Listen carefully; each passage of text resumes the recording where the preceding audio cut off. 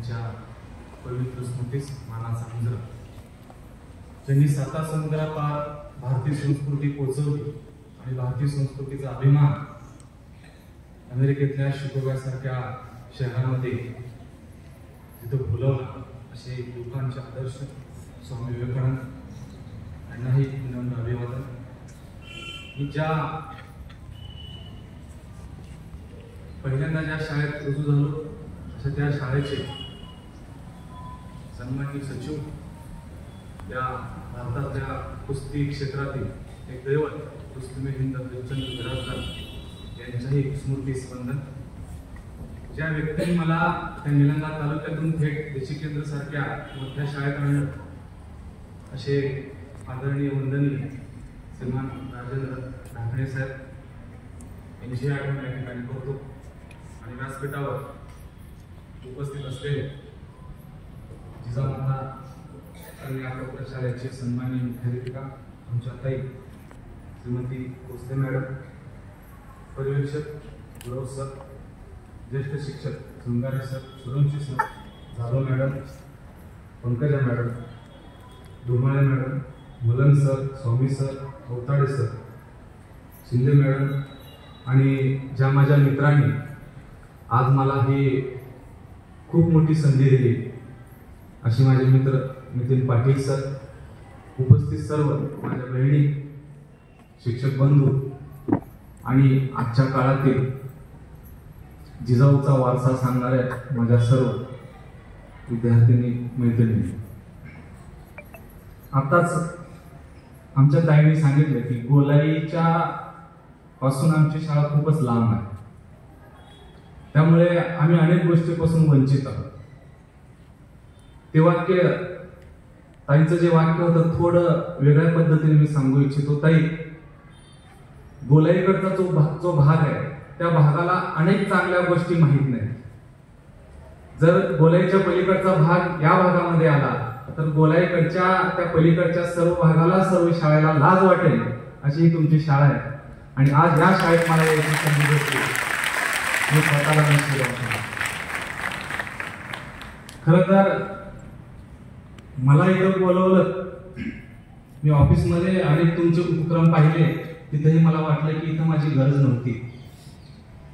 मी इथं मला दाखवण्यासाठी आलो नाही तर तुम्हाला बघायला आलो. मी इथं माझे शब्द तुम्हाला ऐकवण्यासाठी आलो नाही तर तुम्हाला ऐकण्यासाठी आलो.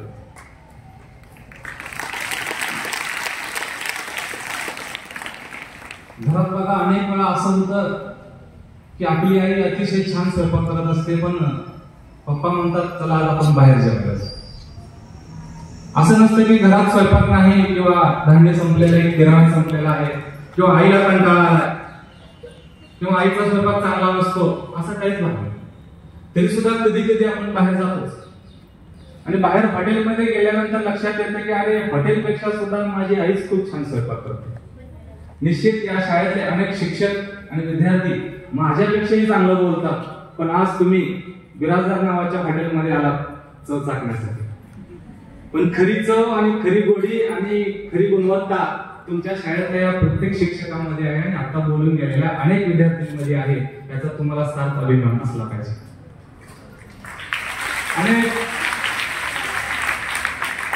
अनेक उपक्रम तुम्ही राबवता. अतिशय प्रतिकूल परिस्थिती असताना सुद्धा उपक्रम राबवून त्याचं संकलन अतिशय व्यवस्थित पद्धतीने तुम्ही केलेलं आहे. मी आताच बोलल्याप्रमाणे मी इथं काय दाखवायला आलो नाही, बघायला आलो आहे. आणि निश्चित मॅडम, मी माझ्या शाळेत जाऊन यातले अनेक उपक्रम राबवण्याचा प्रयत्न करीन आणि त्याचे फोटो निश्चित मी माझ्या मित्रांना पाठवून पाठवेन. त्यावेळेस त्यामध्ये वाटा जर असेल तो कुठला तर तुमच्या शाळेचा वाटा आहे. राजमाता जिजामाता.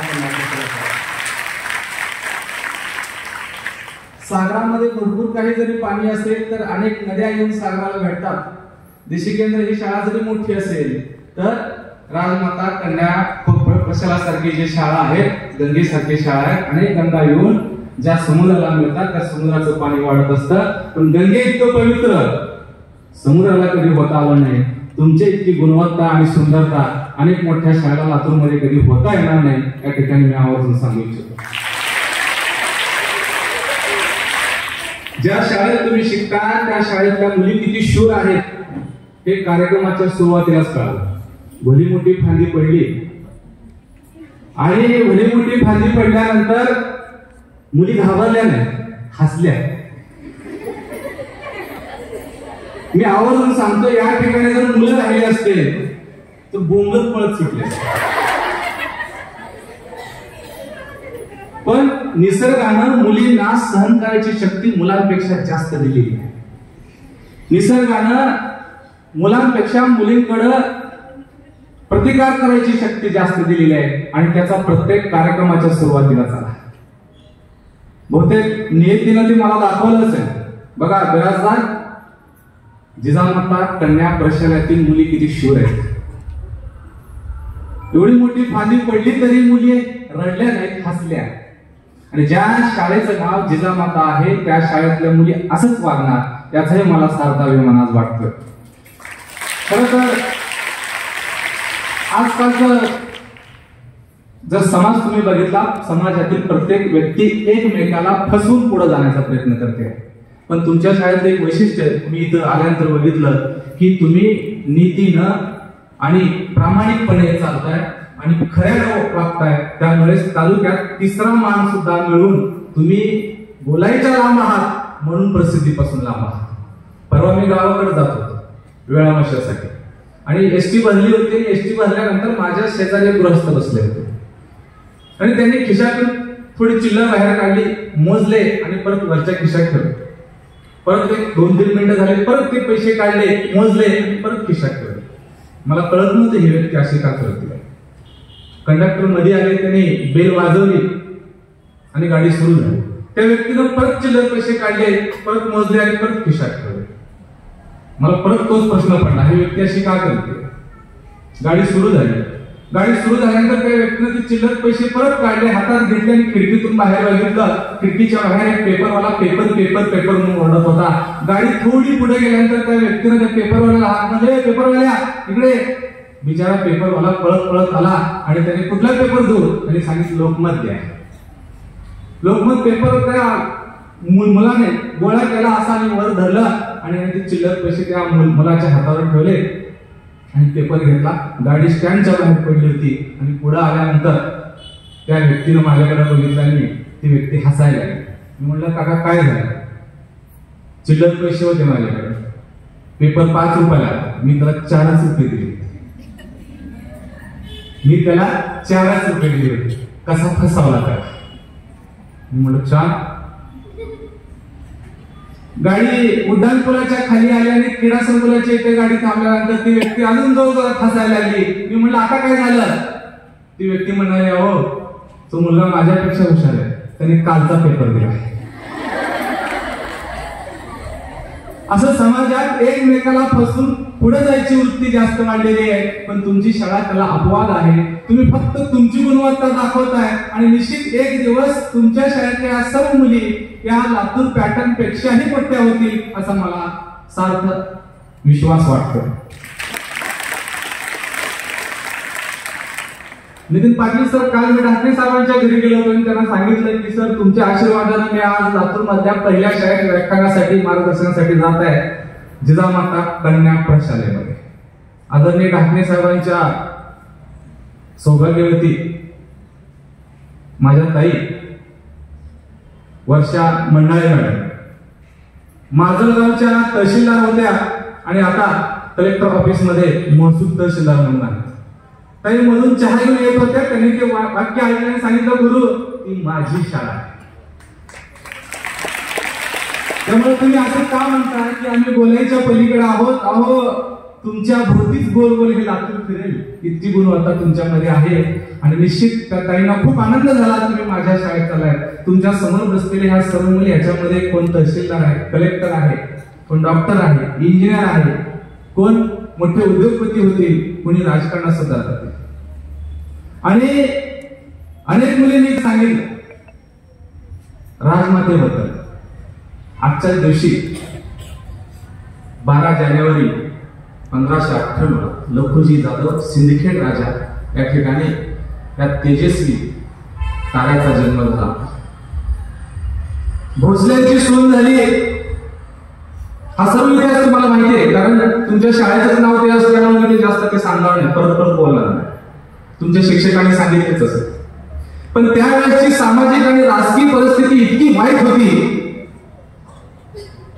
की अन्नामध्ये तुळस सुरक्षित नव्हती, गोठ्यातली गाय आणि घरातली माय सुरक्षित नव्हती. लखुजी जाधव आणि शहाजी भोसले दोघे निजामशाहीमध्ये चाकरीला होते. आणि असा एक प्रसंग त्या काळामध्ये घडला की जिजामातेच्या चारही भावांना निजामशाहीमध्ये उभा कापला. निजामाने कापला का उभा कापला. प्रचंड दुःख जिजामातेला झालं की माझे भाऊ ज्या बादशाच्या दरबारामध्ये चाकरी करत होते तिथं मारले गेले. माझे पती ज्या बादशाची चाकरी करतात त्यांच्यासोबत प्रामाणिक राहून सुद्धा अनेक वेळा त्यांना अन्याय सहन करावा लागतो. अनेक वेळा त्यांच्यावर आरोप प्रत्यारोप केले जातात, शंका घेतली जाते. असं का होतं? ज्या भागात आम्ही राहतो त्या भागातला शेतकरी, कष्टकरी, वारकरी, गोरगरीब सगळी जनता की का असं अडचणीत आहे? का त्यांना रात्रीची झोप येत नाही? याचं कारण काय? जिजाऊ विचार करायला. विचारानंतर त्यांना त्या सर्व प्रश्नांची उत्तर एकच उत्तर भेटलं. अनेक वेगवेगळे प्रश्न तरी असतील, वेगवेगळे उत्तर त्यांना भेटले नाही. उत्तर मात्र एकच होतं. ते उत्तर असं होतं की आम्हाला राजा नाही म्हणून हे सर्व प्रकार राजा पाहिजे. शिवनेरीवर असलेल्या जिजाऊ शिवाजी मातेला नमस्कार. शिवनेरीच्या किल्ल्यावरून दररोज सकाळी सूर्यदेवाला नमस्कार करत जिजाऊ म्हणायच्या, हे नारायणा, आता माझ्या उदरी तूच जन्माला ये.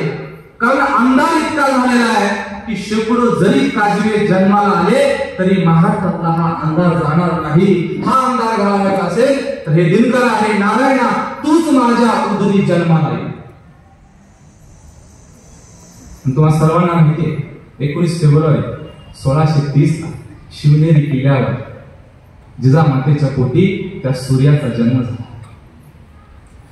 नाव ठेवलं शिवाजी. आता मी महाराजांचा इतिहास जास्त सांगणार नाही, कारण तुम्ही जिजाऊ आहात, जिजाऊच्या लेकी आहात, सावित्रीच्या लेकी आहात, राणी लक्ष्मीबाईच्या लेकी आहात. जिजाऊंचा इतिहास आपल्या जीवनामध्ये कसा उपयोगी आहे मी तुम्हाला सांगणार. ज्या वेळेस जिजाऊ बहीण होती ती कशी वागली, ज्या वेळेस जिजाऊ पत्नी होती ती कशी वागली, आणि ज्या वेळेस जिजाऊ आई होती तेव्हा कशी वागली, आणि ज्या वेळेस जिजाऊ माता आजी होती तेव्हा कशी वागली हे मी तुम्हाला सांगणार. ज्या वेळेस जिजाऊ बहीण होती आणि जिजाऊचे सर्व भाऊ त्या वाड्यामध्ये अन्नामध्ये तलवारबाजी शिकत होते, त्यावेळेस जिजाऊ काठी घेऊन त्यांच्यामध्ये उतरायची. भाऊ सांगायचे, जिजा मध्ये जा, आमची तलवार तुला कुठंतरी लागली आणि आम्ही असेपर्यंत तुला काठी घेऊन समोर यायची गरज काय? आम्ही आहोत ना, 4 भाऊ तुझे. त्यावेळेस छोट्याशा जिजाईने आपल्या भावाला सांगितलं होतं, अरे दादांनो, माझी भावली जी मी ती घरात ठेवली आहे ती जर कोणी उचलून नेली तर त्यावेळेस प्रतिकार मलाच करावा लागेल, म्हणून ही मी काठी हातात घेतली. विद्यार्थी बहिणींनो लक्षात ठेवा, तुम्हाला तुमचा भाऊ आहे, वडील आहे, काका आहे, मामा आहे, सर्व आहे, पण जीवनामध्ये असा एक प्रसंग तुमच्या वाट्याला येऊ शकतो त्यावेळेस तुमचा प्रतिकार तुम्हीच करावा लागणार. त्यामुळे प्रत्येकाने एक काठी, प्रतिकात्मक काठी सांगतो मी, खरी खरी काठी नाही ठेवायची. प्रत्येकाने एक काठी आपल्याजवळ ठेवली पाहिजे. प्रत्येकाचे मनगट मजबूत असले पाहिजे. त्यावेळेस तुमचे वडील, आई, मामा, भाऊ कुणीही तुम्हाला येणार नाही, ते खूप लांब असतील. त्यावेळेस प्रतिकार तुमच्या स्वतःला करायचा आहे. इतकं मजबूत तुम्ही झालं पाहिजे. त्या जिजाऊ सांगतात, ज्यावेळेस जिजाऊच्या पोटी शिवबाचा जन्म झाला त्यावेळेस आई म्हणून जगत असताना जागीरदारचं पोरग होतं, वतनदारचं पोरग होतं. जिजाऊनं सांगितलं असतं की बाबा तुला काय करायचंय, खा पी निवांत राहा. पण जिजाऊने जे संस्कार शिवाजी महाराजांवर दिले ते संस्कार लाख मोलाचे. जगाच्या पाठीवर अनेक राजा होऊन गेले. अलेक्झांडर सारखा जगविख्यात राजा होऊन गेला, अख्खं जग त्याला जिंकलं. पण ज्या वेळेस अनेक राजांच्या सोबत माझ्या राजाच्या तुमच्या माझ्या राजाची ज्यावेळेस तुलना केली जाते, संस्काराच्या बाबतीत आपला राजा जगातल्या इतर सर्व राजापेक्षा काकणवर श्रेष्ठ ठरतो आणि त्याचं सर्व योगदान जर कोणाला जात असेल तर या मातेला जात. इतिहासाचा अभ्यास आपण जर केला तर इतिहासामधल्या प्रत्येक राजाच्या दरबारामध्ये स्त्री नाचली होती.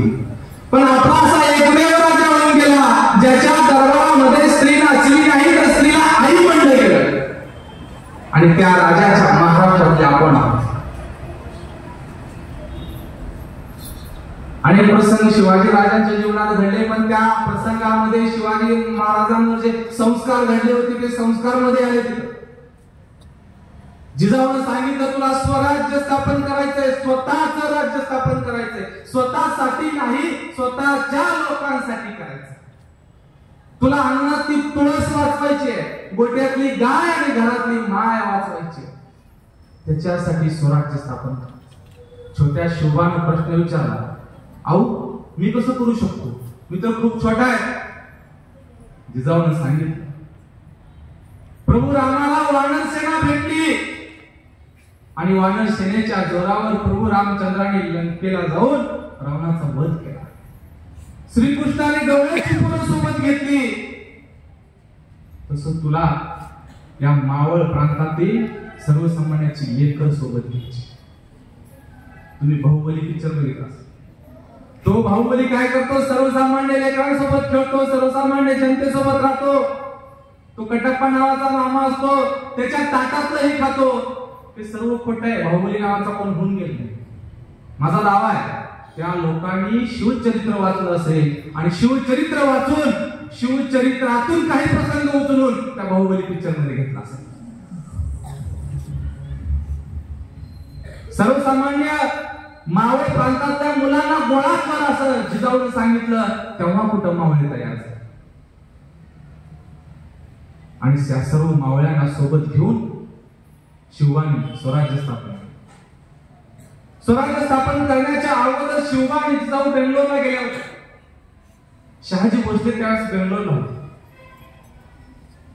महिना 2 महिना तिथं मुक्काम त्यांचा होता. आणि तिथं फिरत असताना दक्षिणेतले अनेक मंदिर शिवबाने बघितले. सर्व मंदिरं पडलेली होती, भग्न झालेली होती. शिवबाने आपल्या आईला विचारला, आऊ हे असे का झाले, मंदिर इतकी भग्न का झाले. त्यावेळेस सुद्धा त्या मातेनं आपल्या मुलाला सांगितलं, शुभा यासाठी तुमचा जन्म झालेला आहे. आपली आई राहिली असते का, तुला काय करायचंय फक्त बघ ना, आणि जायचं आपल्याला पुण्याला उद्या. उगीच उलट सुलट प्रश्न नको विचारू, हे मंदिर असे का झाली, का पडलं, काय नाही, तुला काय करायचंय. अरे जागीरदाराचं पोरग आहेस तू, तुला काय कमी आहे का, तुझ्या वडिलांनी तुला काय कमी ठेवलंय का. जिजाऊने त्यावेळेस सांगितलं, याचसाठी तुमचा जन्म झालेला आहे. शिवबा घडला ते फक्त जिजाऊ. शिवाजी महाराजांचे खरे गुरु कोण, वाद आहे. दादोजी कोंडदेव, तुकाराम महाराज, रामदास स्वामी, सगळ्या नाव, आणखी काय नाव आहे त्या सगळ्यामध्ये वाद आहे. पण निर्विवाद एक नाव असं आहे की अख्खं जग कबूल करतं, शिवाजी महाराजांचे पहिले गुरु जर कोण असतील तर जिजाऊ मास. या आईने जी शिकवण दिली, या आईने जे संस्कार दिले, त्या संस्काराच्या जीवावरच छत्रपती शिवाजी महाराजांनी स्वराज्य स्थापन केले. पत्नी म्हणून काम करत असताना खूप मोठा त्याग जिजाऊने केला. स्वराज्य संकल्पक म्हणून आपण शहाजी राजांकडे बघतो. शहाजी राजांना वाटत होतं स्वराज्य स्थापन करावं. शिवाजी महाराजांच्या अगोदर 2 वेळा त्यांनी प्रयत्न सुद्धा केला होता, पण आदिलशाहीनं, निजामशाहीनं तो प्रयत्न हाणून पाडला. तिसरा प्रयत्न हा शिवाजी राजांनी केला. त्या पत्नीने ओळखलं की आपल्या पतीचं स्वप्न काय, स्वराज्य स्थापन करायचं. जिजाऊने सांगितलं, तुम्ही काहीच काळजी करू नका, तुमच्या हातून जरी नाही घडलं तरी मी शिवबाला घेऊन पुण्यात राहते आणि तुम्ही संभाजीला घेऊन इथं राहा, दक्षिणेत राहा. मोठ्या मुलाचं नाव संभाजी होतं. पुढं नातवाचं नाव पण परत संभाजी ठेवण्यात. आणि छोट्या शिवबाला घेऊन जिजाऊ पुण्यात आला. त्यावेळेस पुन्हा गजबजलेलं नव्हतं. आदिलशहानं पुण्याच्या भूमीवर गाढवाचा नांगर फिरवला होता आणि सांगितलं होतं इथं जो कोणी राहील तो बर्बाद होऊन जाईल, त्याचा वंश टिकणार नाही. त्यामुळे पुण्यासारख्या शहरामध्ये त्या काळात कुणीच राहायला तयार नाही. जिजाऊ आपल्या शिवबाला घेऊन पुण्यात आले. वाडा बांधायला सुरुवात केली आणि सगळ्यांना सांगितलं या आम्ही स्वतः पुण्यात राहतोय. लोकांनी विचारलं कुणाच्या जीवावर यायचं, कोण आमचं संरक्षण करेल?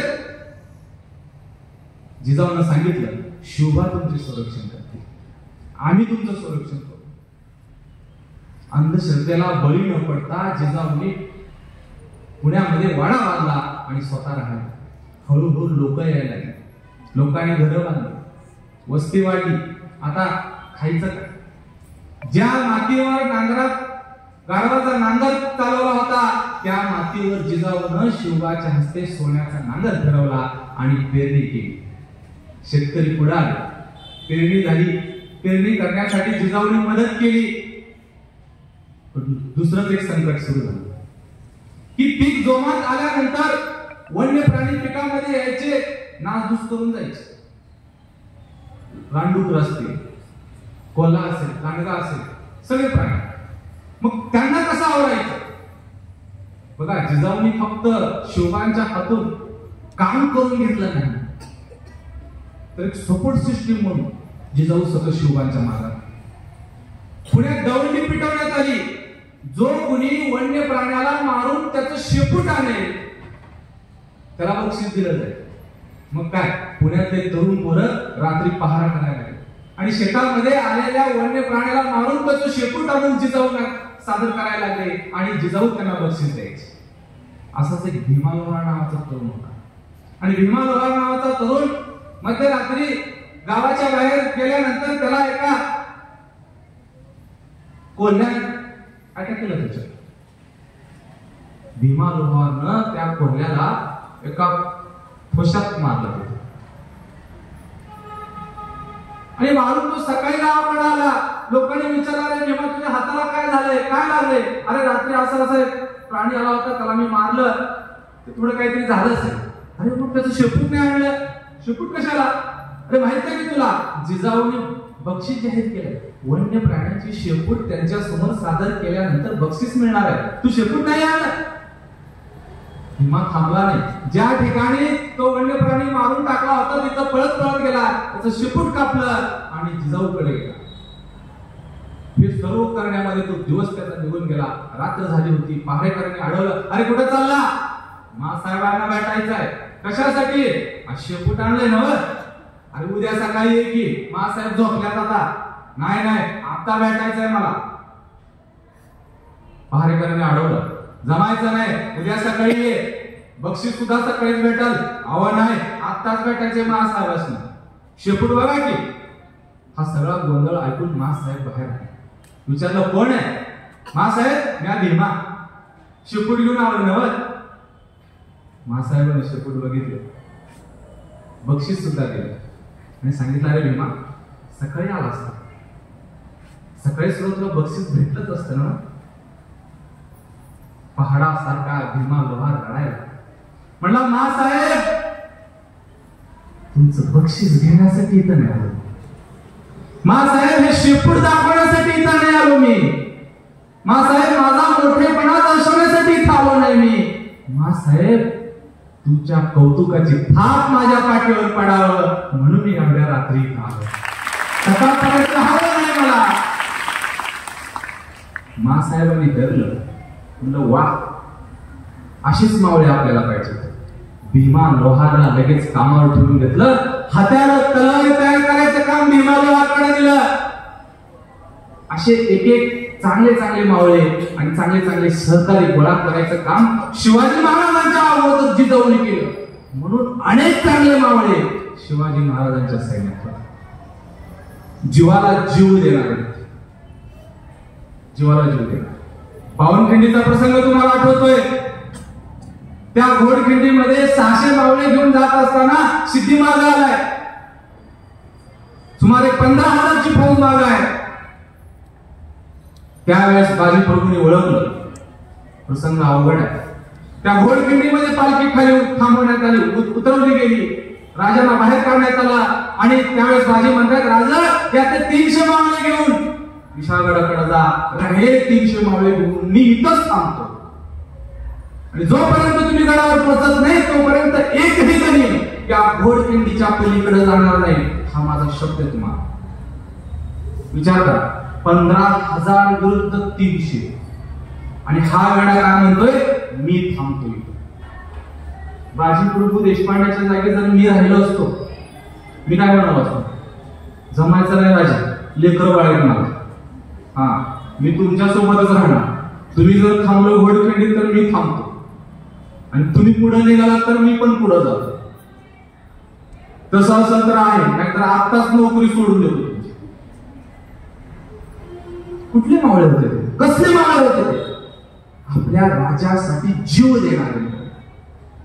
कुणी घडवले? शिवबाने कमावले, पण त्यांना घडवलं कोणी? जिजाऊने घडवलं. हे काम जिजाऊने केलं. आता तुमचाही भाऊ आहे घरी, तुम्हाला तर मजबूत व्हायचंच आहे, पण तुमच्या भावाला सुद्धा तुम्हाला मजबूत करायचं आहे. तुम्हाला तुमच्या भावाला शिवचरित्र सांगायचं आहे. तुम्हाला तुमच्या भावाला शिवाजी राजा बनवायचा आहे आणि तुम्हाला स्वतः जिजाऊ व्हायचा आहे.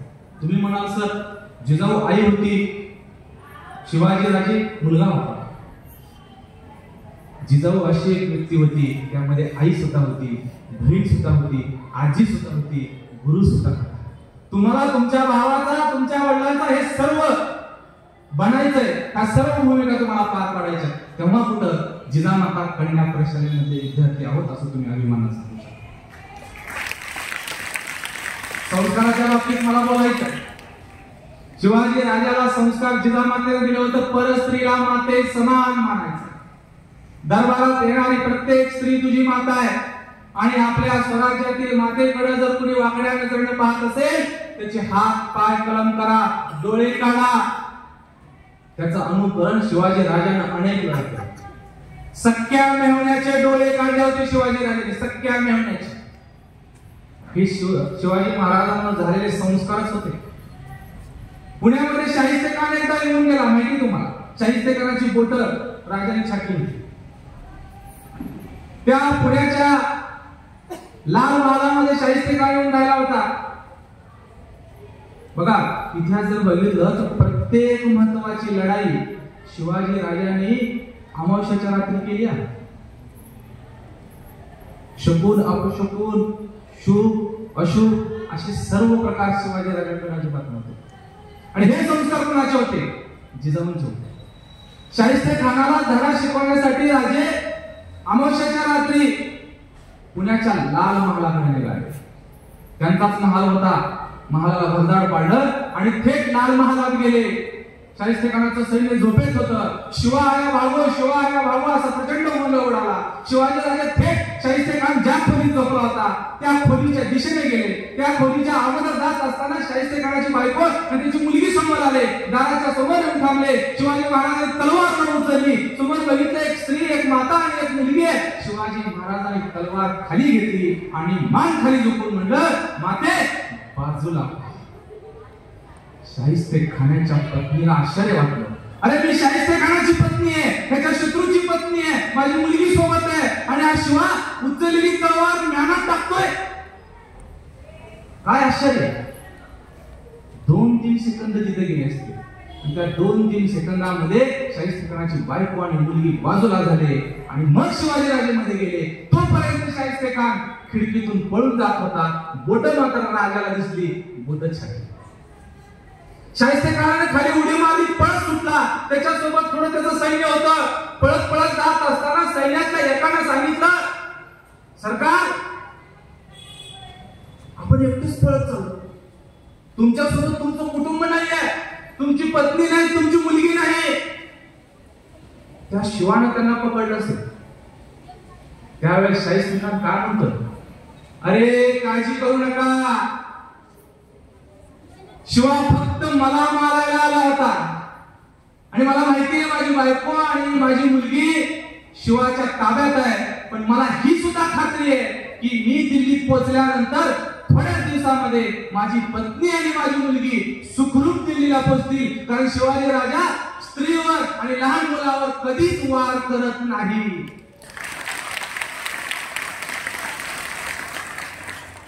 तुम्ही तुमच्या भावाला सांगा, दादा भैया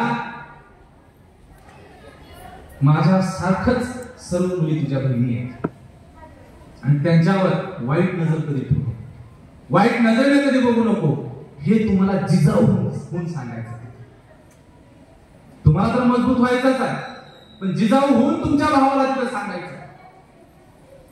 तेव्हा कुठं ती जयंती आपण सार्थ ठरवली असं म्हणा. शिवाजी राजा घडला या मग जिजाऊच होत्या, पण आता एका मुलीनं खूप छान सांगितलं, प्रत्येकाला वाटतं राजे परत जन्माला या, पण राजाला जन्म घालणारी जिजाऊ अगोदर घडली पाहिजे. आणि जिजाऊ घडली तर कुठं या महाराष्ट्रामध्ये या देशामध्ये छत्रपती शिवाजी राजा जन्माला येणार, नाहीतर नाही. अफजल खानाचा प्रसंग तुम्हाला माहिती आहे. त्यावेळेस एक आई कशी वागली असेल, अफजल खान शैतानच, दगा देऊन ठार मारणारा हा शैतान, दिसायला कसं 7 फूट उंचीचा, उभा आणि आडवा तेवढाच, साक्षात राक्षस, कधी मारेल काही सांगता येत नाही. आणि तो अफजल खान वाईट ठिकाणी येऊन थांबलेला आहे आणि त्याला भेटायला जायचं आहे, आपला मुलगा भेटायला चाललाय. एका आईचं जीव काय झालं असेल, एका आईचं जीव.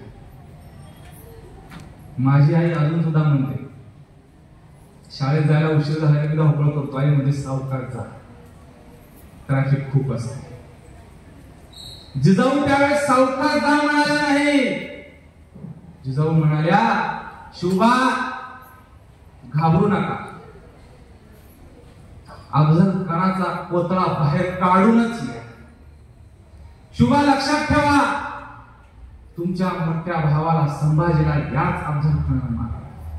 शिवबा लक्षात ठेवा, तुमच्या वडिलाला दगा फटका याच अफजल खानाने केलेला आहे. शिवबा लक्षात ठेवा, याच अफजल खानाने तुळजापूर मध्ये आई भवानीची मूर्ती भंग करण्याचा प्रयत्न केलेला आहे. शिवबा लक्षात ठेवा, याच अफजल खानाने स्वराज्यातील अनेक माता बहिणींना त्रास दिलेला आहे, शेतकऱ्यांना त्रास दिलेला आहे, कष्टकऱ्यांना त्रास दिलेला आहे, वारकऱ्यांना त्रास दिलेला आहे. शिवबा लक्षात ठेवा, अफजल खानाचा कोतळा बाहेर काढल्याशिवाय परत गडावर येऊच नका. ही होती जिजाऊ. त्या ठिकाणी जिजाऊ जर राहिल्या असत्या, शिवबा लय डेंजर माणूस आहे, अनेकांना धोका दिला, तो 7 फुटाचा, तुम्ही 5 फुटाचे, निवडक लोकच घेऊन जायचं आहे, तो दगा फटका करेल, तुमचं कसं होईल. मात्र एक काम करा, तुम्ही नका जाऊ, दुसरं कोणाला तर पाठवा, तुम्हाला जायची काय गरज आहे, असं नाही म्हणलं. शिवबालाच पाठवलं आणि सांगितलं विजयी होऊनच या. आणि आईचा तो आत्मविश्वास बघून शिवाजी महाराजांच्या अंगामध्ये 10 हत्तीचं बळ आलं. अशी जिजाऊ तुम्हाला म्हणायचं आहे. आणखी एक प्रसंग सांगतो.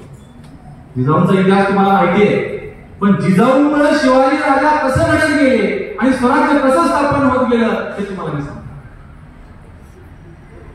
पुरंदरचा तह झाला. पुरंदरचा तह झाल्यानंतर 35 किल्ल्यापैकी 23 किल्ले मुघलांना मिळाले. विचार करा, 35 किल्ल्यापैकी 23 किल्ले, राहिलेले किल्ले स्वराज्यामध्ये फक्त 12 किल्ले. किल्ले तर मुघलांना गेलेच, पण औरंगजेबाला पूर्णी साध करण्यासाठी शिवाजी राजाने गेलं पाहिजे असा तह झाला. त्या तहानुसार शिवाजी राजे बालशंभूराजांना घेऊन आग्र्याला गेले. भारतातले सगळे राजे तिथे होते. औरंगजेबाचा वाढदिवस होता. सगळे पूर्णिसाद करत होते. पूर्णिसाद करणं म्हणजे काय? गुडघ्यावर टेकून मुजरा करणं. आपल्या राजानं त्या ठिकाणी मुजरा केलाच नाही आणि त्या औरंगजेबाला पाठ दाखवून तिथून निघून आले. परिणाम असा झाला, औरंगजेबानं शिवाजी राजांना नजर केले. नजर केले. किती दिवस होते? 1 2 3 4 3 महिने आणि 5 दिवस. 3 महिने 5 दिवस शिवाजी राजे औरंगजेबाच्या नजर केलेत होते. आता औरंगजेब साधा माणूस होता का? मुघल बादशाह. काबूल पासून बंगाल पर्यंत आणि काश्मीर पासून कन्याकुमारी पर्यंत ज्याचं साम्राज्य होतं असा तो मुघल बादशाह. आणि त्याचा इतिहास काय? तो पण भयानक क्रूर होता. स्वतःच्या सर्व मोठ्या भावाला मारून गादीवर बसला होता. स्वतःच्या बापाला जेलमध्ये टाकून बादशाह झाला होता. मग विचार करा, स्वतःच्या भावाला उभा चिरणारा हा औरंगजेब त्याने शिवाजी राजाला 3 महिने 5 दिवस जिवंत का ठेवलं असेल? काय ठेवलं असेल? भयानक क्रूर माणूस. त्याच्या मनात असं आलं असेल ना, चला आज शिवाजी राजाला कैद केलेलं लगेच मारून टाकू. इथंच शंभूराजे पण सोबत आहे, त्यांनाही मारून टाकू म्हणजे स्वराज्य आपलं होईल. पण नाही करता आलं. त्यामागचं कारण जर कोण असेल, फक्त जिजाऊ. मिर्झा राजे जयसिंग त्यावेळेस स्वराज्यात होते, महाराष्ट्रात होते. शिवाजी राजांना तिथं सोडून ते महाराष्ट्रात परत आले होते. आणि शिवाजी राजे ज्यावेळेस कैदेत होते त्यावेळेस मिर्झा राजे जयसिंग राहिलेले 12 किल्ले आणि संपूर्ण स्वराज्य आपल्या ताब्यात कसं येईल याचा प्रयत्न करत होते. त्यावेळेस मिर्झा राजे जयसिंग औरंगजेबाला पत्र लिहितायत. मिर्झा राजे जयसिंग म्हणतायत की बादशाह, महाराष्ट्रामध्ये ही जिजाऊ भयानक करावी, वाघीण आहे, शूर आहे. तिच्याकडे असलेल्या 12 किल्ल्यावर ती चोख बंदोबस्त ठेवते. महाराष्ट्रातील सर्व जनता, सर्व सैनिक तिने एकवटून ठेवलेले. आपल्याकडचे 23 किल्ले अभेद आहेत असा नाही, गैरसमज करून घेऊ नका. 23 पैकी काही किल्ले आता परत जिजाऊ घेण्याच्या तयारीत आहेत. आणि जर पुढचं वाक्य नीट ऐका, आणि जर बादशाह तुम्ही तिथं आग्र्यामध्ये शिवाजी राजांचं काही नुकसान केलं आणि ही गोष्ट जिजाऊंच्या गुप्तहेराकडून इथं जर जिजाऊला कळालं तर ही स्त्री, ही कालीमाता, ही वाघीण सगळा महाराष्ट्र एक करून आपल्याला तुटून पडेल आणि 23 किल्ले सोडा ही दिल्लीपर्यंत, आग्र्यापर्यंत पोहोचेल. त्यामुळे कृपा करून शिवाजी महाराजांच्या केसालाही धक्का लावू नका असं पत्र मिर्झा राजे जयसिंग. म्हणून आपला राजा 3 महिने 5 दिवस त्या शैतानाच्या तावडीत असून सुद्धा जिवंत होते. स्वराज्य घडलं त्यामध्ये किती मोठं योगदान जिजाऊचं आहे लक्षात. किती मोठं योगदान. 3 महिने 5 दिवस स्वराज्य टिकवलं, एकवटलं आणि या स्वराज्यातील प्रत्येक मावळ्याला सांगून ठेवलं होतं जिजाऊने, तयार राहा, आर पारच्या लढाईसाठी तयार. अशी जिजाऊ तुम्हाला व्हायचं आहे. तुमचेही वडील, आई घर सोडून बाहेर जातात त्यावेळेस तुमचं घर आहे, तुमचं स्वराज्य समजा, ते सांभाळायची जबाबदारी तुमच्यावर. तुमचा लहान भाऊ असेल, बहीण असेल किंवा मोठा भाऊ बहीण असेल, त्यांना सांभाळायची जबाबदारी तुमच्याकडे. अनेक प्रसंग घरामध्ये घडतील, येतील, त्याच्यावर मात करायची तयारी तुम्ही ठेवली पाहिजे. मग तुम्ही जिजामाता कन्या प्रशालेच्या विद्यार्थ्यांनी आहात असं म्हणतात. आणि हे शिकायचं, हेच घडायचं आपल्याला, असंच घडायचं. शिवाजी महाराजांचा राज्याभिषेक झाला, जिजाऊने डोळ्याने पाहिलं, धन्य झाले. याचीसाठी केला होता अट्टहास, यासाठी अट्टहास केला. याच साठी सगळी व्यवस्था केली होती. ज्यावेळेस शिवाजी राजांचा राज्याभिषेक झाला त्यावेळेस सगळ्यात जास्त आनंद जिजाऊंना होतो की या स्वराज्याला राजा भेटला, या स्वराज्याला छत्रपती भेटला, या स्वराज्याच्या जनतेला आता राजा भेटला, या स्वराज्याला आता कोणाचीही वाकडी नजर जाणार नाही. इथली जनता आता सुखी झाली, समाधानी झाली, याचा आनंद जिजाऊला झाला. अशी जिजाऊ तुम्हाला बनायचं. मला या शाळेत येत असताना जास्त आनंद याच गोष्टीचा झाला की मी कन्या शाळेत चाललो. मला माहितीये तुमच्या वडिलांचं तुमच्यावर जास्त प्रेम आहे. पप्पा की परी आहे बरोबर. भावापेक्षा तुमच्यावर वडिलांचं जास्त प्रेम. इथे बसलेल्या अनेक मुलींचे वडील माय म्हणून हाक मारत असतात. का माहितीये? कधीतरी विचारा लागला, पप्पा तुम्ही मला माय का म्हणता, आई का म्हणता? पप्पा सांगतील माझ्या आईच्या नंतर माझी सगळ्यात जास्त काळजी करणारी असते म्हणून मी तुला माय म्हणतो. तुम्हाला तुमच्या वडिलांची माय करायचं, तुमच्या वडिलांची जिजाऊ व्हायचं. मी एका घरात गेलो होतो, मग 8-10 वर्षापूर्वीचा प्रसंग आहे, खरा आहे. निलंगा तालुक्यात खेडेगाव होतं. खेड्यात काही गोष्टी वेळेवर मिळत नाही. मी गेल्यानंतर चहा करायचं ठरलं. नेमकी त्या घरात ती साखर संपली. आईनं मुलाला सांगितलं की शेजारच्या काकूकडे जा आणि ही वाटी घे आणि वाटीवर साखर घे. पोरगच ते वाटी हातात घेतलं आणि आमच्या समोरून असं कॅच कॅच खेळत गेला. कॅच कॅच खेळत निघाला. नेमकं ते कॅच ड्रॉप झाला. वाटी खळ खाली पडला. खळ खळ खळ खळ खळ पायऱ्यावर पडत खाली गेली.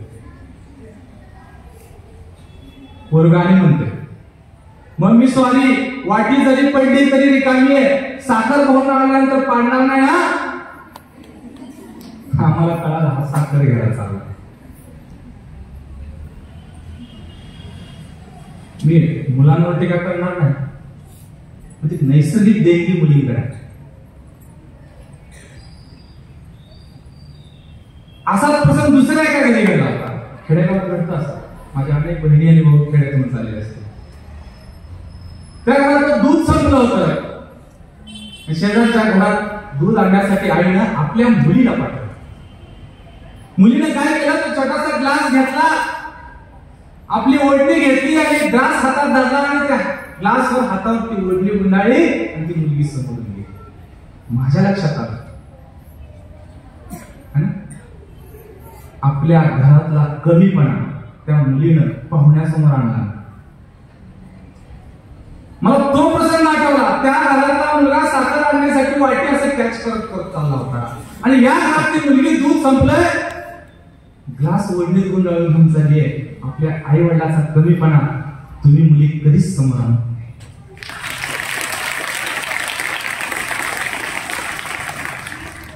म्हणून बेटांनो लक्षात ठेवा, माझं एकच मंत्र या जिजाऊ जयंतीच्या निमित्तानं.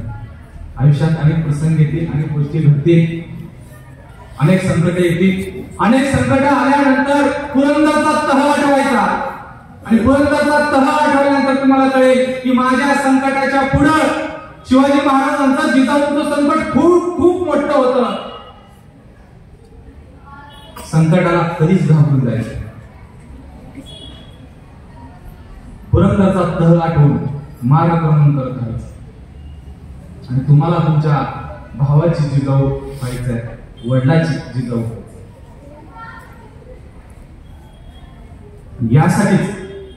यासाठीच नियतीनं परमेश्वरानं तुम्हाला मुलगी म्हणून पाठवलं. जसं जिजाऊने शिवबाला सांगितलं यासाठी तुमचा जन्म झालाय, मी सांगेन यासाठी तुमचा जन्म झालाय. तुमच्या आई वडिलांच्या कुठलंही काम करत असताना गणितात सूत्र असतात. कसले आवड गणित असेल ते सूत्र टाकलं, त्याच्यात आकडे भरले की गणित सुटत. कुठलंही काम करत असताना एक सूत्र वापरा.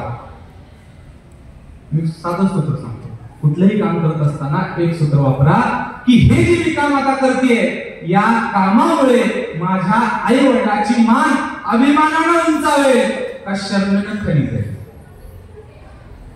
एक मिनिट थांबून हा विचार करायचा. समजा तुम्ही मला येऊन भेटताय म्हणता, काय सर किती बोर करताय आम्हाला, हा चला बरं निघून जा ऐकून. एका मुलीच्या मनात असं आलं, लगेच नका ती कृती करू, एक मिनिट थांबा. समजा मी उठले असं बोलले तर पुन्हा कुणाचे संस्कार समोर येतील आणि या गोष्टीमुळे माझ्या आईवडिलांची मान ताट होईल का शर्मेनं खाली जाईल? तुम्हाला उत्तर येईल नाही, शर्मेनं खाली जाईल. बिराजदार सर कितीही जरी बोर करत असले तरी बस. मी एक उदाहरण सांगितलं. आता तुम्ही मोठ्या झालेल्या, समाज खूप वाईट आहे आणि काही गोष्टी घडत असताना हे सूत्र तुमच्या डोळ्यासमोर आणा, विचार करा, मी आता जे काय काम करणार आहे, जे काय पाऊल उचलणार आहे, यामुळे माझ्या आई वडिलांची मान अभिमानानं उंच होईल का शर्मेनं खाली होईल? जर उत्तर असं आलं की नाही, अभिमानानं उंच होणार नाही, शर्मेनं खाली जाईल, तर बेटांना हात जोडून विनंती आहे, ते पाऊल तुम्ही उचलू नका. आणि जर उत्तर आलं हे काम केल्यानंतर माझ्या आई वडिलांची मान अभिमानानं ताट होईल, 100% आत्मविश्वासानं ते काम करा. तुमच्या आई वडिलांना, तुमच्या शिक्षकांना, सगळ्यांना तुमचा अभिमान वाटेल, सगळ्यांना तुमचा अभिमान. आणि इतकंच करा हे सांगण्यासाठी मी इथं आलो आणि तुमचं बघण्यासाठी इथं आलो होतो, तुमचं ऐकण्यासाठी इथं आलो होतो. वेळ जास्त झालेला आहे, मी जास्त तुम्हाला वर करणार नाही. स्वामी विवेकानंदांच्या जीवनामध्ये एक प्रसंग सांगून मी इथं थांबतो. संकटाला कधी घाबरायचं नसतं, संकटासोबत लढायचं असतं, संकटाकडे तोंड करून थांबायचं असतं. असा प्रसंग स्वामी विवेकानंदांच्या जीवनात घडला होता. लहानपणीचं त्यांचं नाव होतं नरेंद्र. नरेंद्र एका रस्त्यानं चालत चालला होता आणि चालत जात असताना रस्त्याच्या बाजूला एक मोठाचं मोठं झाड होतं. त्या झाडावर एक माकड बसलं होतं. नरेंद्राची नजर त्या माकडाकडे गेली, माकडाची नजर नरेंद्रावर पडली. नरेंद्रानं लगेच त्या माकडाकडे बघून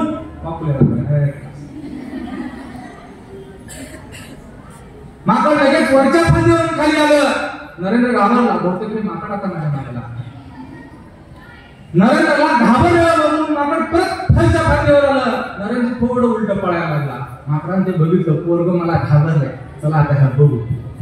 जीभ दाखवतो काय, माकड थेट रस्त्यावर उडी मारून आला. आता मात्र नरेंद्र पूर्ण घाबरला, तो उलट पळायला लागला.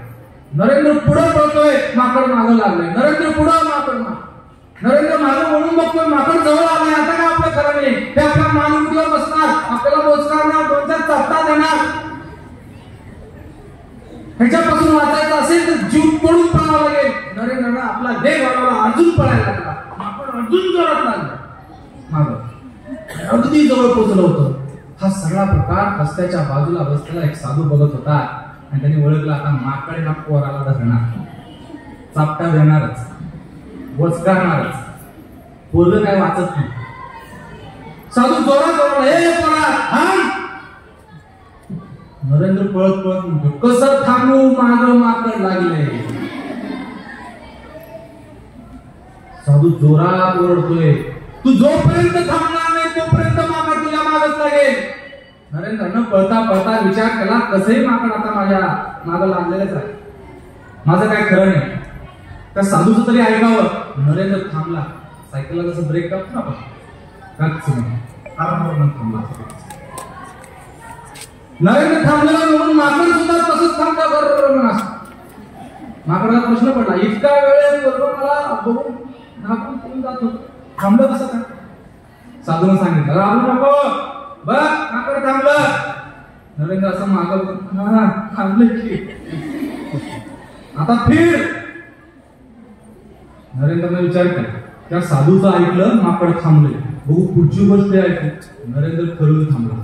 माकड घाबरलं, अरे इतका वेळ मला घाबरून पडणारं पोरग आता उलट थांबलं.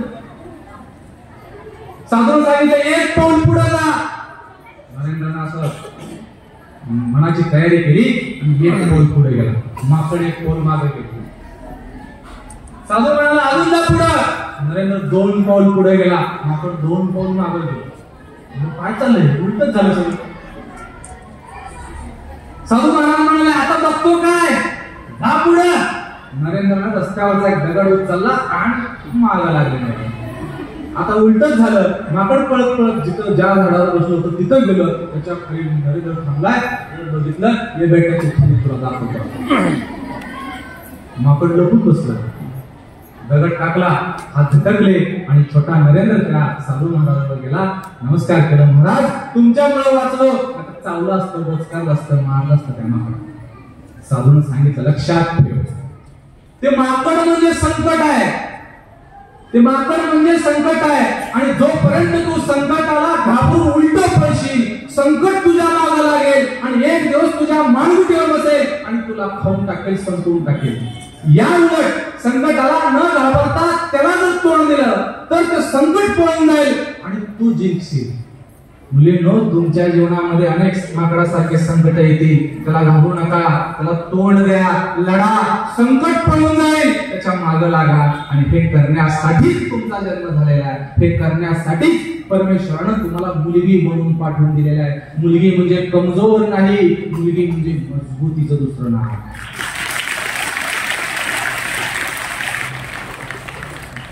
इतकंच बोलून मी थांबतोय, कारण मला माहिती आहे की या शाळेमध्ये प्रचंड गुणवत्ता आहे. या शाळेमध्ये अनेक उपक्रम होतात. या शाळेमधून अनेक वक्ते, विद्यार्थी निर्माण झालेले आहेत. या शाळेमध्ये माझ्यापेक्षाही चांगलं बोलणारे अनेक शिक्षक आहेत. वेळेचं भान ठेवून मी इथंच थांबतोय. पण जाता जाता मी प्रत्येक व्याख्यानामध्ये ती कविता सादर करत असतो. इथेही करणार आहे. माझी आवडती कविता कवी इंद्रजित भालेराव यांची बाप कविता. मी एक शेतकऱ्याचा मुलगा आहे. तुमच्यापैकी किती जणांचे वडील शेतकरी आहेत? हातवर करा. वा. माझ्या ताईंनाही विनंती आहे, कृपया आपणही हातवर करा, आवडेल मला. माझा बाप शेतकरी आहे. वा. माझा बाप शेतकरी आहे. मला अभिमान वाटतो माझा बाप शेतकरी म्हणून. आणि प्रत्येक व्याख्यानाची शेवट मी याच कवितेने करत असतो. माझी आवडती कविता आहे बाप. खरं तर तो विषय नाही, पण तरी आईबद्दल बोललो, बापाबद्दल बोललं पाहिजे ना. बाप कविता. आणि ही कविता 5वीच्या पाठ्यपुस्तकामध्ये होती मागे एकदा. आताच पाटील सरांनी सांगितलं की पुण्यातल्या त्या फुलतेजन जैन विद्यालयामध्ये असताना बर्वे मॅडम नावाच्या एक मॅडम मला शिकवायला होत्या. प्रत्येक कवितेला चाली अतिशय सुंदर पद्धतीने लावत होत्या. त्यांचं शिकवणं म्हणजे आम्हाला स्वर्गात गेल्यासारखं वाटायचं. त्या ज्या तुकडीला शिकवायला आहेत त्या तुकडीत आपण जावं, त्यासाठी आम्ही अनेक वशिले लावून जात होतो. जर कविता आवडली तर यामागचं सर्व योगदान, सर्व श्रेय त्या बर्वे मॅडमचं आहे. सादर करतोय इंद्रजित भालेराव यांची कविता बाप. जर ही कविता ऐकत असताना माझ्या बहिणी आहेत, बंधू आहेत आणि तुम्ही माझ्या मैत्रिणी आहात, जर तुम्हाला तुमचा बाप आठवला तर तो कवी आणि मी दोघेही आमच्या उद्देशामध्ये सफल झालो असं समजेल.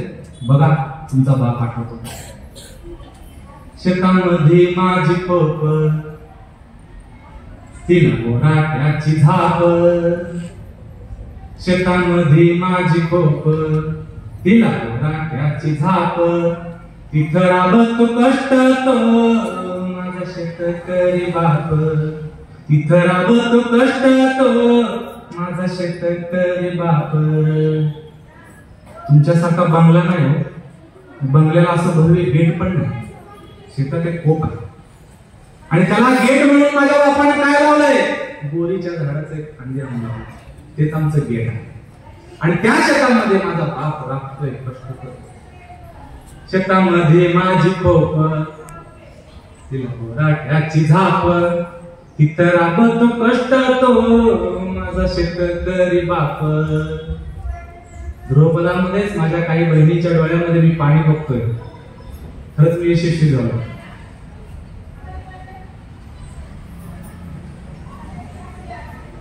आता मी इथं माईकवर बोलतोय, सावलीत आहे. मला माहिती माझा बाप सध्या शेतात तूर कापतोय. मलाही माझा बाप आठवतो. लेतो अंगावर चिंध्या, हातून मिरची भाकर. काळी उसाची पाचट, जगा मिळाय साखर. तुमच्यासारखे सूट बूट कोण कुठं माझ्या बापाच्या नशी नुसते चिंधे असतात. येतो अंगावर चिंध्या हातून मिरची भाकर. बापाने कधी पिझ्झा बर्गर नाही तुला अजूनही तो नाश्ता कधी करत नाही. न्यारीच करतो आणि न्यारीत मिरची भाकरच मग. येतो अंगावर चिंध्या हातून मिरची भाकर. काळी उसाची पाचट जगा मिळाय साखर.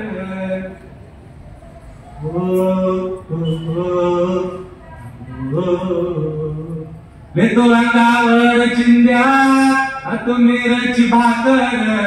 काळी उसाची पाचट जगा मिळाय साखर. काका त्याच्याच कापाई काका त्याच्याच कापाई त्यानं काय केलं पाप. शेतात काम करत असताना अनेक काटे माझ्या बापाच्या पायामध्ये मोडले आहेत मोडतायत. बाप तेच काटे घेऊन घरी येतो मला सांगतो माझ्या बहिणीला सांगतो काटे करतात. त्यावेळेस वाटतं माझा बाप असा काय पाप करतोय की दररोज एक काटा त्याच्या पायामध्ये रुततो. येतो अंगावर चिंध्या हातून मिरची भाकर. काळी उसाची पाचट जगा मिळाय साखर. काकाच्याच कापाई काकाच्याच कापाई काय केलं पाप. तिथं राबतो कष्ट तो माझा शेतकरी बाप. तिथं राबतो कष्ट तो माझा शेतकरी बाप. बाप माझा शेतकरी उभ्या जगाचा पोशिंदा. बघतो मला वडील काय करतायत. डॉक्टर आहेत, इंजिनियर आहेत, वकील आहेत, शिक्षक आहेत, बिझनेसमॅन आहेत. ज्या मुलांच्या मुलीचे बाप शेतकरी आहेत हळू आवाजात सांगतात शेतकरी आहेत. मी त्यांना आवाजून सांगतो बेटा माझा बाप सुद्धा शेतकरी आहे. तुझा माझा बाप शेतकरी जगाचा पोशिंदा आहे. जगाला सांभाळायचं खाऊ पिऊ घालायचं काम तुझा माझा बाप करतोय. कधीच लाज वाटून बोलू नको माझा बाप शेतकरी म्हणून. अभिमानाने छाती फुगवून सांग ओढून सांग माझा बाप शेतकरी आहे म्हणून. तेव्हापासून ते मुलं अभिमानाने सांगतात माझा बाप शेतकरी आहे. माझा बाप शेतकरी उभ्या जगात पोशिंदा. पण त्याच्या भाई हलेला दिस काम धंदा. आज रविवार आहे हॉस्पिटल बंद आहे डॉक्टर असलेला बाप घरी आहे. आज रविवार आहे शाळा बंद आहे शिक्षक असलेला बाप घरी आहे. आज रविवार आहे इंजिनियर असलेला बाप आराम करतोय. आणि आज रविवार आहे माझा बाप निलंगा तालुक्यातल्या त्या देवी हल्लाळे गावामध्ये तूर कापतोय. त्याला सुट्टी नाही काही. शेतात पाणी द्यायचं काम त्याला रात्री अपरात्री करावं लागतं. दिवस रात्र रविवार सोमवार काहीच टाइम भेटत नाही. माझा बाप शेतकरी उभ्या जगात पोशिंदा. त्याच्या भाई हलेला रात्रंदिवस काम धंदा. कष्ट सारे त्याच्या हाती कष्ट सारे त्याच्या हाती दुसऱ्याच्या हाती माप. शेतकरी बाप असलेल्या माझ्या ताईंना समोर बसल्या दिदींना भावांना माहिती आहे ज्यावेळेस रास होते आमची खळपळते रानात माझा बाप माझी माय त्या तुरीचा एक एक दाना एक एक कण असं उचलू उचलू पोत्यात टाकतात. एक एक वेचून वेचून टाकतात आणि तेच सोयाबीन तीच तूर ज्यावेळेस आडतीत जातं त्यावेळेस आडतवाले असं नुसतं फेकतात. फेकल्यानंतर बापाच्या तोंडाकडे बघितलं की भयानक वाईट वाटतं. एक एक एक एक कण गोळा करून भरलेलं पोत ज्यावेळेस व्यापारी असं फेकतात बाप खुसतो म्हणून त्याच्या चेहऱ्याकडे बघू वाटत नाही. त्याचा नाईलाज आणि शास्त्रानं समाजानं रूढ केलेली ही पद्धत आहे. फक्त कष्ट त्याच्या हातात आहेत, दुसऱ्याच्या हातात माप आहे. हे पुस्तक घ्यायला जर तुम्ही गेला तर ह्याच्यावर किंमत छापलेली आहे, त्याच किमतीत तुम्हाला घ्यावं लागेल. पुस्तक तयार करणाऱ्याने याची किंमत तयार केलेली आहे, आपण नाही. पण या जगात एकमेव असा माझा बाप आहे, माल त्याचा असतो, धान्य त्याचा असतं, त्याची किंमत दुसरी ठरवतात. ज्यावेळेस तूर सोयाबीन हातात घेऊन ते व्यापारी बोलतात 4000, 4001, 4005, बाप त्या व्यापाऱ्याच्या तोंडाकडे बघत असतो. त्याला वाटतं अजून वाढवतील, अजून वाढवतील, आणि शेवटचा व्यापारी म्हणतो नाही 4050, त्यापेक्षा जास्त नाही. बापानं कष्ट केलेलं, बापानं पिकवलेलं ते सोनं, त्याची किंमत मात्र दुसरे ठरवतात. एकमेव असा शेतकरी आहे. बाकी काही वस्तू घ्यायला जा, त्याची किंमत अगोदरच ठरवलेली असते. परवडलं तर घ्या, नाही तर घरी जा असं म्हणतात. पण माझ्या आणि तुमच्या बापाचं जे धान्य आहे, पीक आहे, त्याची किंमत दुसरे ठरवतात. माझा बाप शेतकरी, उभ्या जगाचा पोशिंदा, त्याच्या भारी हरेला रात्रंदिवस काम धंदा.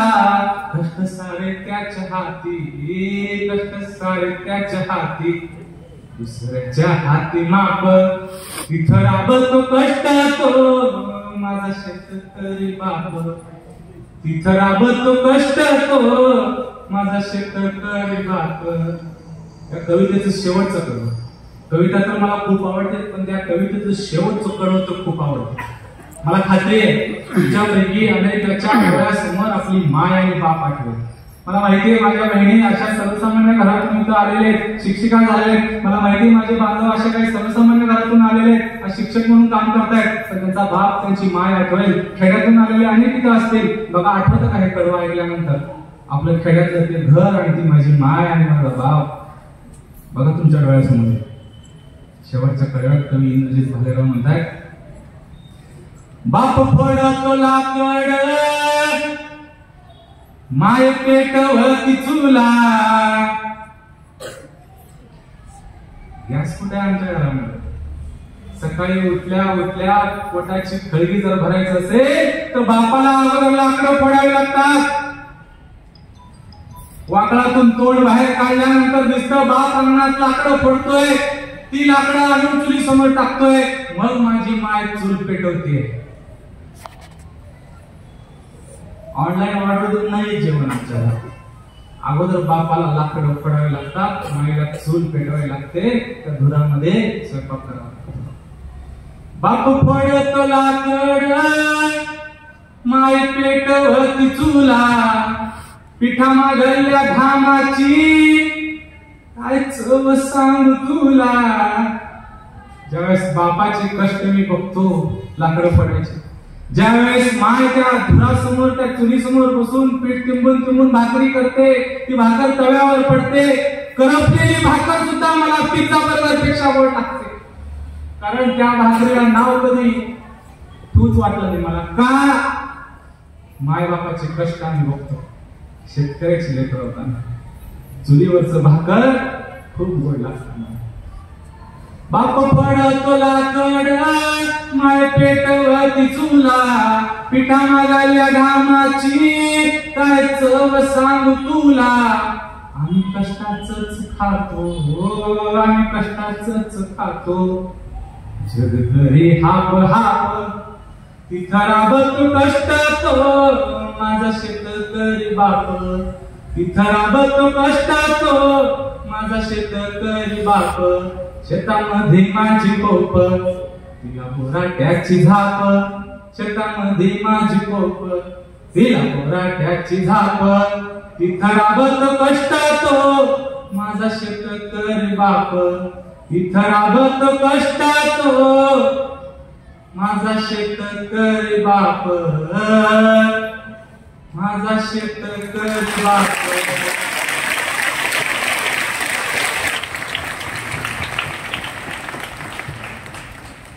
त्या शेतकरी बापाची जिजाऊ तुम्ही नक्कीच व्हाल. माझ्या बहिणी आजही त्या शेतकरी बापाच्या जिजाऊ म्हणून काम पाहत असतील. सासरमध्ये राहून नोकरी करत असताना सुद्धा बापाची आठवण येत असेल. अनेकाचे बाप आज हयात नसतील, पण मला खात्री आहे माझ्या या कवितेच्या सादरीकरणामुळे त्यांचा बाप आज डोळ्यासमोर आला असेल. तो जर आला असेल तर मी पावलो, तर मी धन्य झालो. आणि ते पुण्य करायची संधी आज मला भेटली, त्याबद्दल मी स्वतःलाही नशीबवान समजतो. आपण माझा ऐकून घेतला, मला इथं बोलवलं, त्याबद्दल खूप खूप धन्यवाद. शेवटी तीच अपेक्षा, आपल्या बापाची, आपल्या भावाची, जिजाऊ व्हा आणि हे जीवन सार्थ करा. खूप खूप धन्यवाद. जय जिजाऊ. जय